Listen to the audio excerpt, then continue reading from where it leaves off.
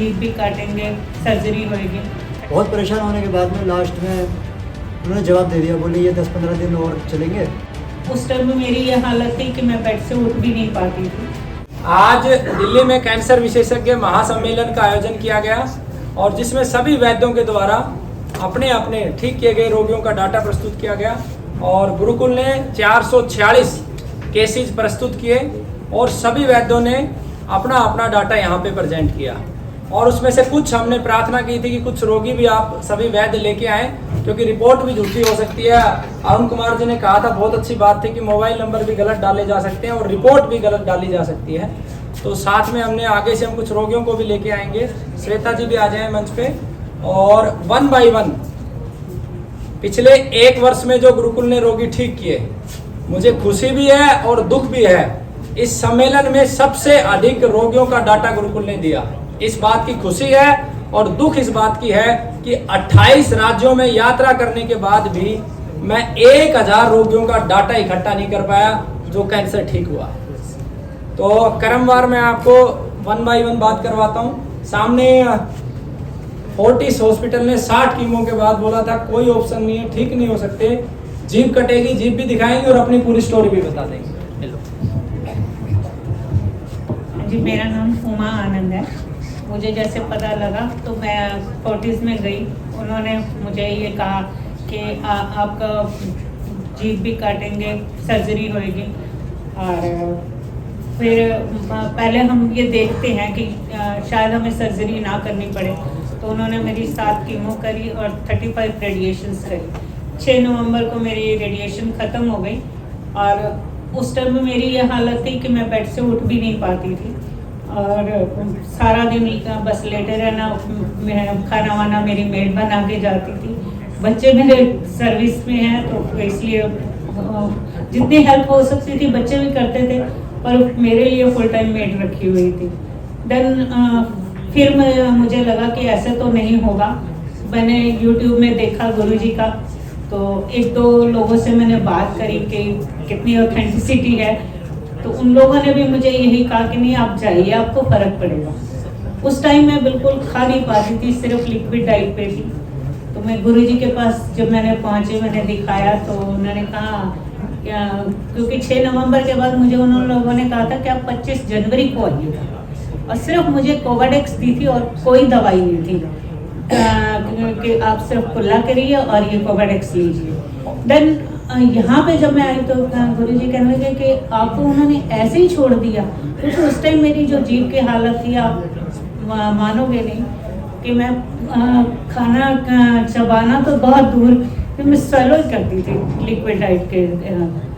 और एक और बात मैं बता दूं कि जिस समय आए थे उस समय इनकी पैट स्कैन में कैंसर था। हाँ। और बाद में कैंसर नहीं था। फिर मैंने दिसंबर से मैंने दवाई शुरू करी।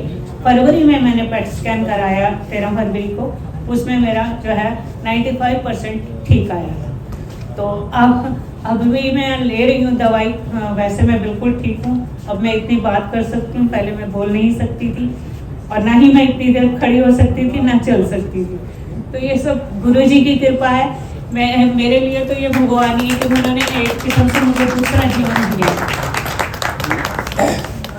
मैं सबको यही कहना चाहती हूँ कि एलोपैथिक आपको मिसगाइड करता है, ठीक है उसमें ट्रीटमेंट है, बट वो आपको मिसगाइड करते हैं और एक उन्होंने पैसा कमाने का जरिया बना रखा है। उनके टारगेट्स हैं, वो शायद को पूरा करना चाहते हैं। कम शब्दों में अब अगले को दे दें। हाँ। बहुत बहुत धन्यवाद।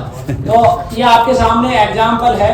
दूसरा, पेट के कैंसर का रोगी, इनकी फाइल भी है, नेगेटिव रिपोर्ट भी है। बताएं आप, बस संक्षिप्त शब्दों में अपना नाम और बता दें। हाँ जी, मेरा नाम अनिल कुमार है। मेरे आंतों में कैंसर हो गया था, तो मेरे को मेरा इलाज चला पंत हॉस्पिटल, अरविंद से दोनों में। पहले अरविंद में दिखा रहा था मैं, फिर पंत में भेज दिया मुझे लीवर के उसमें। तो मेरे टेस्ट ही टेस्ट होते रहे, कोई दवाई नहीं दे रहे वो। मेरी हालत ज़्यादा ख़राब होती जा रही थी। फिर मेरे को हमारे जीजा जी सुदेश कुमार जी ने नेट पे निकाला गुरुजी का एड्रेस, फिर हमने यहाँ से दवाई ली। तो मेरे को 2-3 महीने नहीं लगी दवाई, तीसरे चौथे महीने से दवाई लगने लगी। फिर मेरे को साल भर हो गया, अब मेरा आराम है मुझे बहुत। और इनकी रिपोर्टें नेगेटिव भी हाँ हैं। जी। और मैंने क्या महसूस किया, मैंने 5 साल का एक प्रोटोकॉल बनाया, मेरे यहाँ से 4 रोगियों को रिपीट हुआ, तो उसके बाद से मैंने रोगियों को 5 साल तक मैं मॉनिटर करता हूँ। हर 3 महीने में मौसम के अनुसार कुछ ना कुछ देते हैं ताकि रोगी सचेत रहे, और ये सबसे बड़ा पीड़ा का विषय। नेक्स्ट। मेरा नाम राकेश कुमार, श्री माधोपुर। मेरा SMS में इलाज चल रहा था, 3 बार कीमो कराया, उसके बाद में यह खाया और उसमें मेरे आराम आ गया। अगला आप नाम बता दें, बस छोटा छोटा करें क्योंकि सभी को जल्दी है। नेक्स्ट संतोष कुमार जी। और मैं संतोष कुमार सोनी, MP से सीधी से हूँ।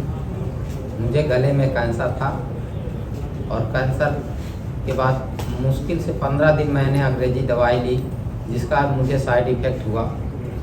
तो फिर मैं वो दवा ना दोबारा उस डॉक्टर के पास गया और ना मैंने दवा कभी ली। फिर मैं आयुर्वेद में एक वैद्य जी थे, उनसे इलाज कराया, 4 महीने में ठीक हो गया और आज तक ठीक हूँ। ये केस गुरुकुल का नहीं है, ये मैंने सिर्फ गुरुकुल इसलिए का नहीं रखा है है। कि 16 वर्ष पहले ये ठीक हुआ है। सन 2006 का उस समय गुरुकुल चिकित्सा भी नहीं करता था, आयुर्वेद से। आयुर्वेद से। नमस्कार, मेरा नाम संगीता धवन है।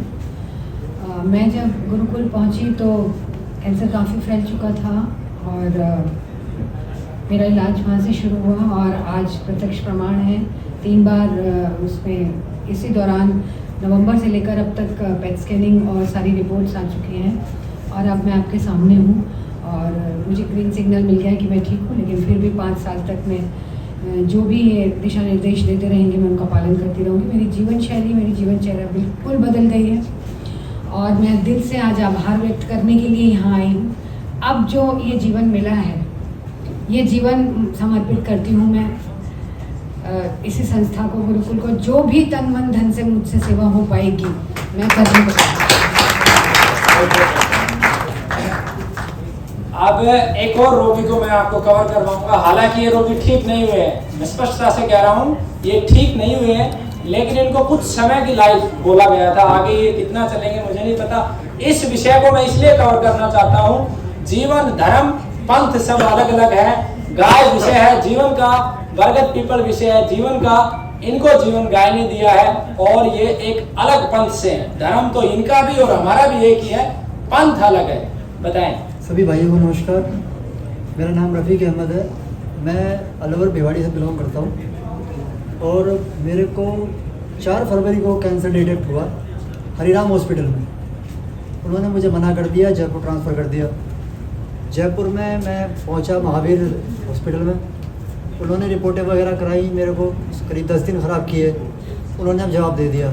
उसके बाद JNU में चला गया मैं, JNU वालों ने मना कर दिया। फिर SMS में गया, SMS वालों ने मेरे को लगभग 25 दिन भर्ती रखा। यूरिन में ब्लीडिंग नहीं रुक रही थी बिल्कुल भी। बहुत परेशान होने के बाद में लास्ट में उन्होंने जवाब दे दिया, बोले ये 10-15 दिन और चलेंगे, बहुत चलेंगे तो 1 महीना, इससे ऊपर नहीं। कैंसर कहाँ पे था वो बता रहा हूँ। मेरा कैंसर किडनी में था नहीं, मतलब है अभी भी, और वो लीवर तक आ गया था पूरा हिस्सा। ना मैं सो पाता था ना लेट पाता था।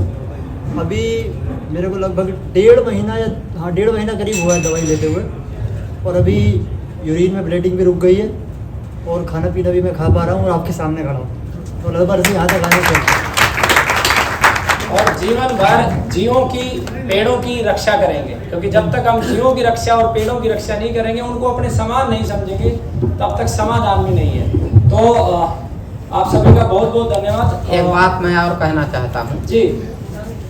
अब मेरा एक संकल्प है, जो बीज बचाओ आंदोलन है।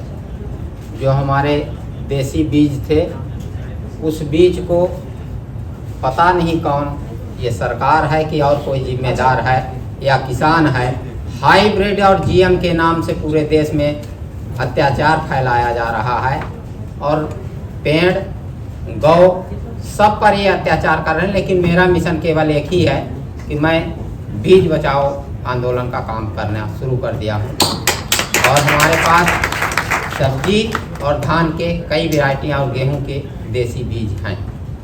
और जो 100 एकड़ में नर्मदा के किनारे बनने वाला है कैंसर संस्थान, उसमें ये बहुत महत्वपूर्ण भूमिका निभाएगा। आपका धन्यवाद, आप अपना स्थान ग्रहण करें। और एक चीज और मैं बताता हूँ, ब्लड कैंसर एलोपैथी के अंदर जहाँ 50,000 रुपए मात्र जांच करने के लिए लगा दिए जाते हैं। आयुर्वेद की पत्ती के माध्यम से आसानी से सर्व किया जा सकता। अभी एक और केस है मेरे पास ब्लड कैंसर का, बट वो यंग है और अनमैरिड है, तो मैं उसे कैमरे के सामने नहीं लेके आना चाहता हूँ। आप देख सकते हो यही है।